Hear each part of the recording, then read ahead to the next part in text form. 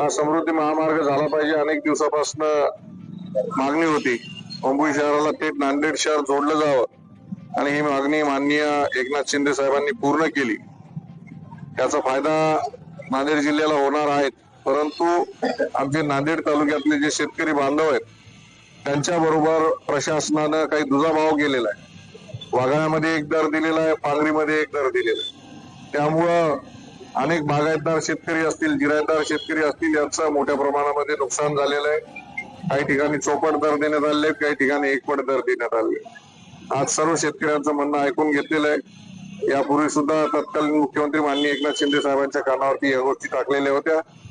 आमचे स्नेही तालुका प्रमुख अशोकराव मोरे असतील, त्याचबरोबर आमचे दासराव हंबर्डेजी असतील, गोपाळ पाटील इजळीकर असतील, ही सर्व बाधित शेतकरी मंडळी आहे।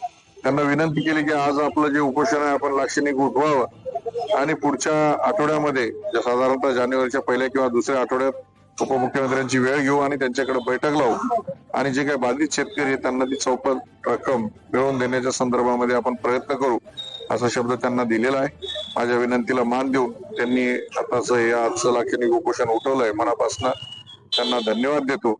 आणि हे सरकार शेतकऱ्यांच्या पाठीमागे उभं राहणार सरकार आहे। निश्चित यांचा मोबदला मुआवजा मिळवून देण्याचं काम आम्ही करणार। धन्यवाद।